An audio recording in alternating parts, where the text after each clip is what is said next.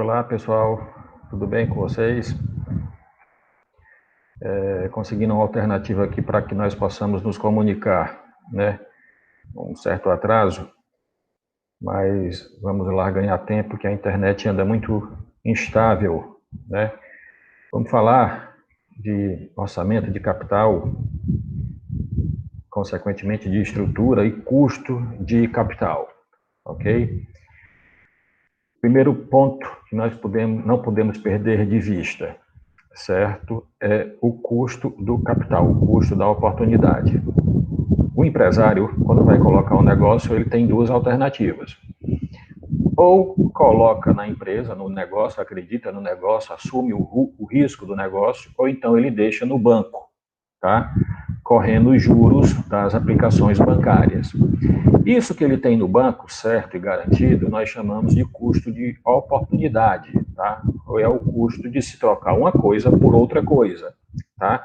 Então, não é racional economicamente ele colocar o dinheiro dele em um negócio que vai lhe render menos do que o que ele tem já assegurado no banco, mesmo porque um negócio, tá, tem risco, ok? Então, o custo de oportunidade, primeiro, é uma referência da taxa de retorno, tá, que o sócio, que o empresário precisa ter, né? Ele não pode desejar uma taxa de retorno, uma taxa de rentabilidade do negócio dele menor do que um CDB bancário, um fundo de investimento bancário, tá? Que ele deixa lá o dinheiro aplicado tranquilamente. Beleza? Bom, essa é a primeira decisão. E essa decisão vale tanto para o acionista, para o sócio, para o empresário, tá?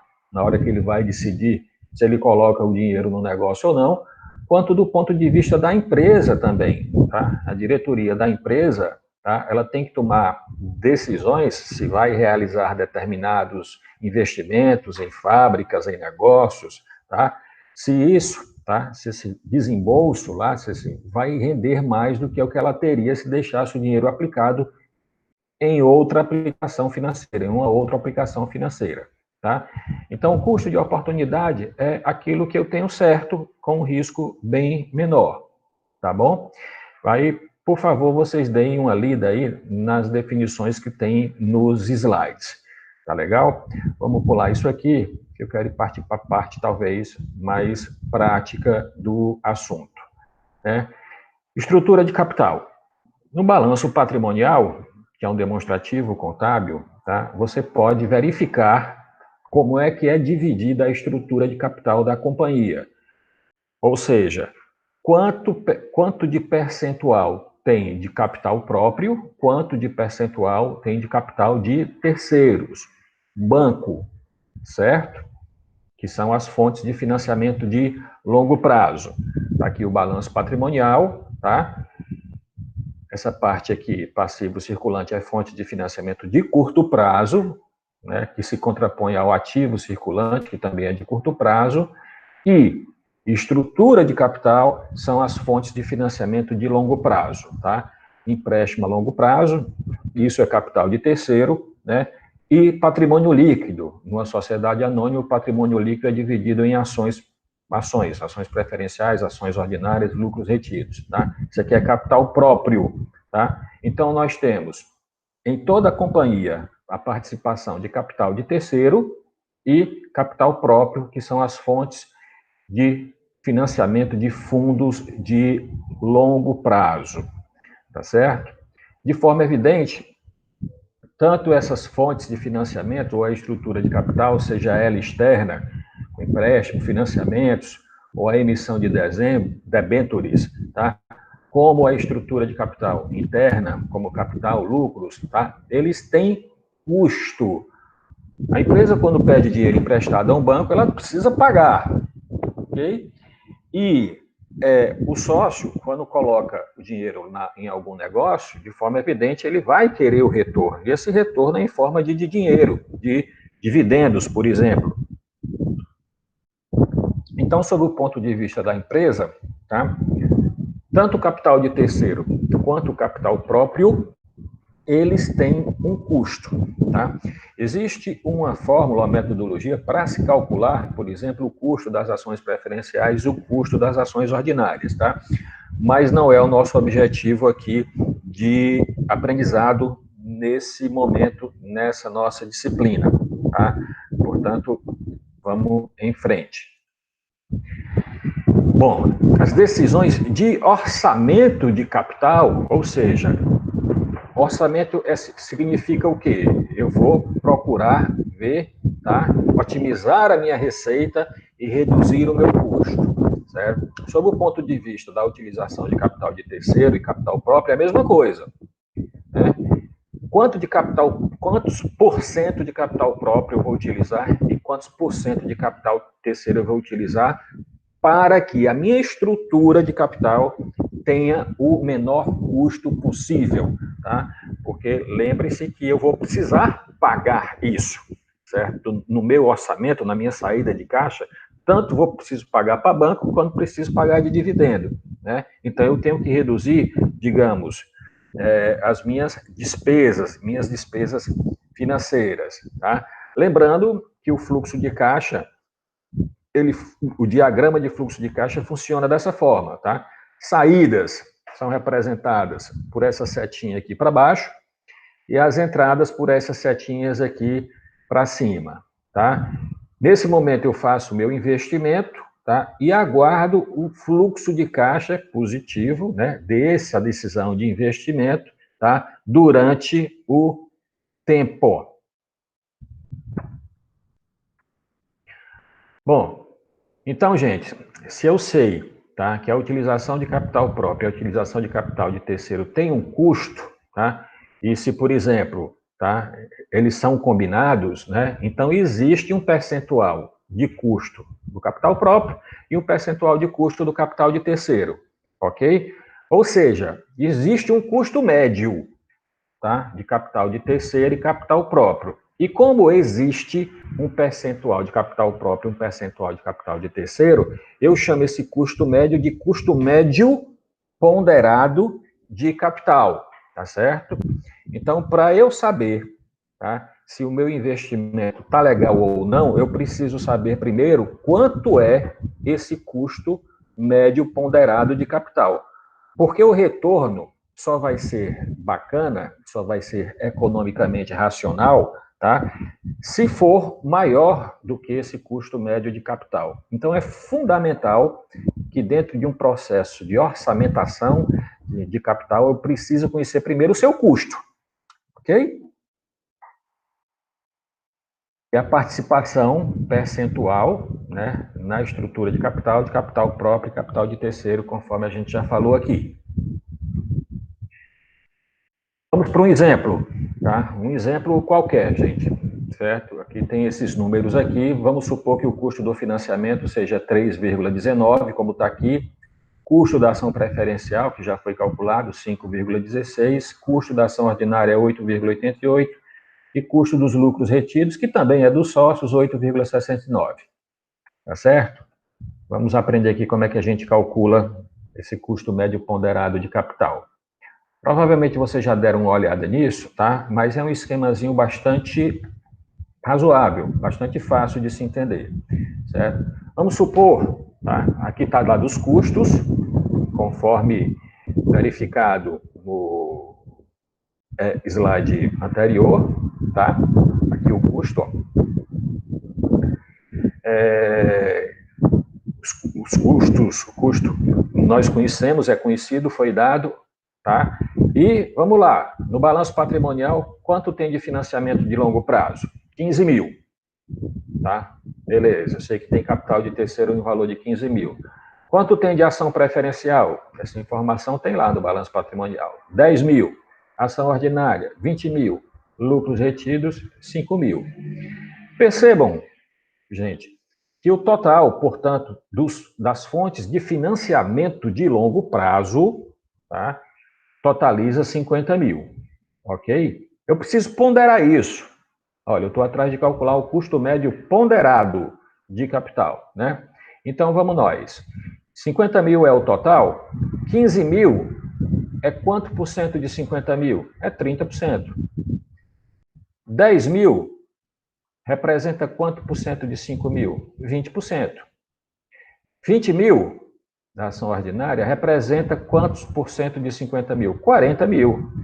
E os 5 mil aqui dos lucros retidos representam 10%, tá? Desses 50 mil. Então, nós temos aqui, tá, a participação percentual de cada fonte de capital, certo? Agora eu pego 30%, por exemplo, multiplico por 3,19%, que é o custo. Obtenho aqui o custo ponderado, tá? Individualmente, tá? Faço isso de 1 por 1, 20% vezes 5,16. Encontro aqui 1,032, tá? Quando fizer tudo, eu só faço somar, tá? Soma simples, certo? O meu custo médio ponderado de capital, nesse exemplo aqui, gente, é 6,41%.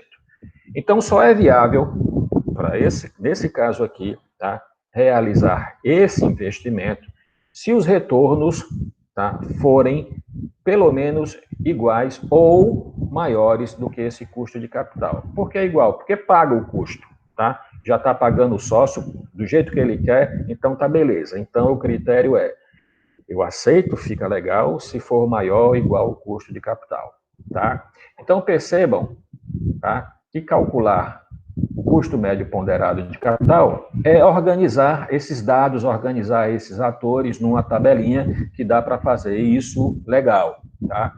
Nos exercícios que eu passei para vocês, inclusive os primeiros têm essa tabelinha pronta aí, só seguindo o roteiro, tá? Outro detalhe importante, gente, certo? Dentro da estrutura da empresa, certo? Já expliquei como é que calcula o custo médio ponderado de capital, agora uma coisa a mais para a gente se lembrar também, tá? Que é o efeito tributação. A gente trabalhou DRE, fez alguns exercícios, tá? E a gente conhece mais ou menos a estrutura da DRE, né? Inclusive sabe que o orçamento, ele aproveita, né? Ele é baseado naquela estrutura da DRE. E a DRE é o confronto de receitas, custos e despesas. Dentre uma das despesas, existe a despesa financeira, certo? Que são os juros que a empresa paga aos bancos, aos empréstimos que ela fez, ok? Detalhe, esses juros, eles são dedutíveis do imposto de renda que a pessoa paga. Que a empresa paga, tá? Eu primeiro deduzo os juros, depois apuro o lucro, aí pago o imposto de renda. Portanto, essa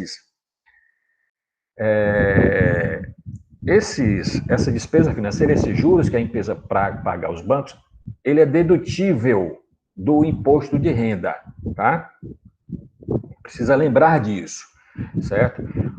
Juros pagos por uma empresa são dedutíveis para fins fiscais. Isso significa que, entre aspas, tá, o governo cobre uma parte dos juros, certo? Não é, gente, não entendam assim, que a empresa vai ter um desconto na hora de pagar o financiamento do banco. Não, não é isso, tá? Só que no final do exercício fiscal, tá? Antes, quando ela for apurar o lucro para pagar o imposto de renda da pessoa jurídica, tá? Ela deduz as despesas financeiras que pagou ao banco, tá? E paga um imposto de renda menor, tá? Então, tem o pagamento nominal que ela faz todo mês ao banco e depois ela vai verificar quanto foi realmente que custou efetivamente, tá? Para ela essa despesa financeira, tá certo? Como, por exemplo, aqui, o empréstimo de 1 milhão, os juros que ela contratou ao banco, 9% ao ano, tá? Então, ela vai pagar para o banco, tem que pagar para o banco 90 mil, tá? A alíquota do imposto de renda, por exemplo, é 34%, que ela paga lá no imposto de renda, quando ela apura o lucro do exercício, certo? Então, isso é dedutível, os juros é dedutível. Como é que eu faço isso aqui? Assim, uma conta bem basiquinha, certo? E posso fazer direto, tá? Não preciso ficar preocupado em olhar lá na DRE nada não, tá? Se é 34%, eu tiro 34% disso aqui, ó, de 90 mil, tá? Repetindo, ela pagou para o banco os 90 mil, só que ela deduziu, certo? Isso na hora que foi pagar o imposto de renda sobre seu lucro.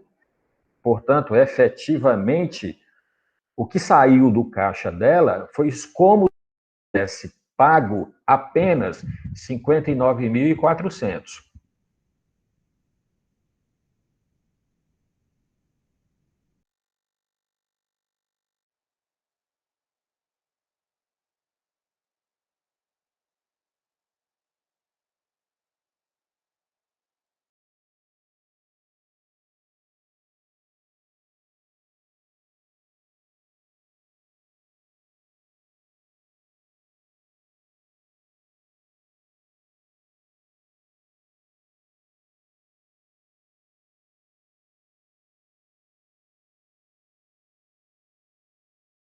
Financeira, né, não foi 9%, certo? Foi sim 5,94%, ok? Porque 59.400 é 5,94% de R$ 1.000, tá certo? Então, aqui também é uma conta simples, ok? Aritmeticamente, o efeito tributação é isso que você tem que fazer. 9% menos 9% de 34%, tá? Encontra os 5,94%. Atenção, esse efeito tributação é apenas em capital de terceiro, ok? Apenas em capital de terceiro, apenas em banco, beleza? Não esqueçam disso, tá? E debenture também, debenture é capital de terceiro. Se tiver uma debenture no problema, você trata da mesma fórmula. Ação preferencial, ação ordinária, lucro retido é capital próprio. Não tem esse efeito da tributação, tá? Empréstimo, financiamento de longo, tudo de longo prazo, debentures, tá? Que é uma dívida que a empresa faz, tem esse efeito tributação, tá? Não esqueçam disso, certo? E essa conta, portanto, tem que ser feita antes, certo? Daquela conta que a gente fez aqui há alguns slides atrás. Observem como é interessante para a empresa utilizar o capital de terceiro na sua estrutura de capital. É por isso que se diz que a estratégia da alavancagem, o que é alavancagem? É ter capital de terceiro na sua estrutura de capital, certo? Então, como é dedutível, tá? Muitas vezes é bom para a empresa, ela utiliza isso como uma estratégia para reduzir o seu custo total de capital. Ó,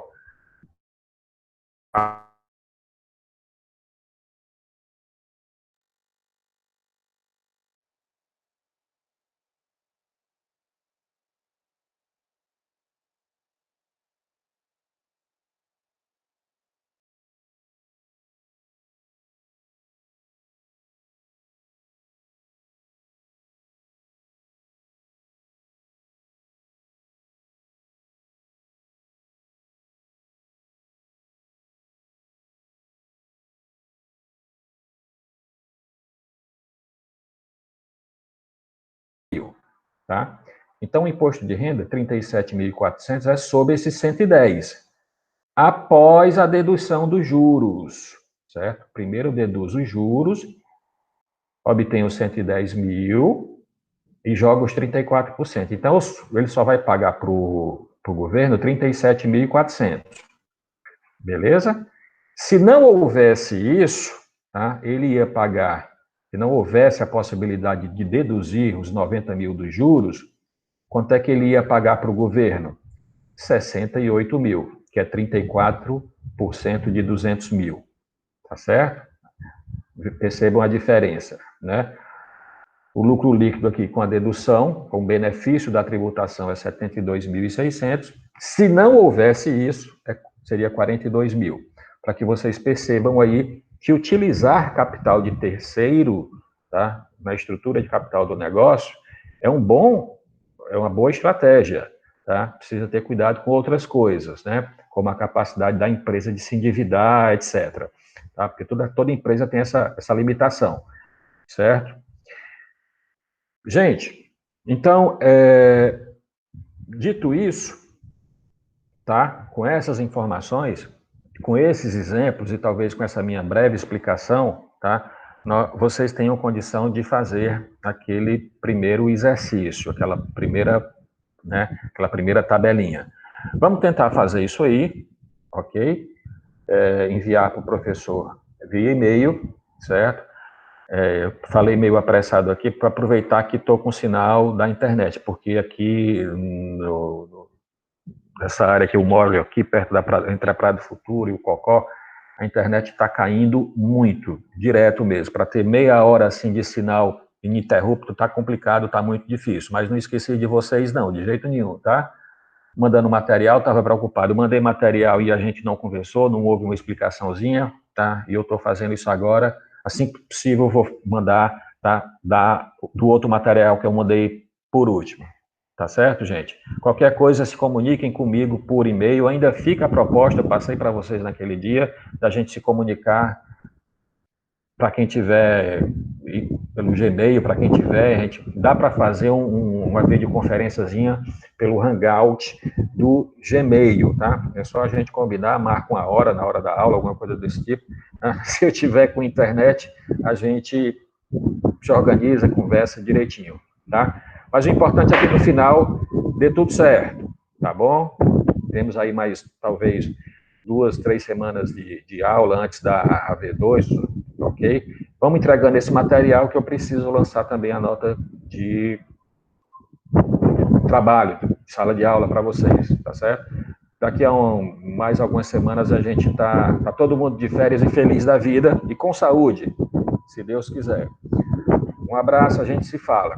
Qualquer coisa, se comuniquem comigo.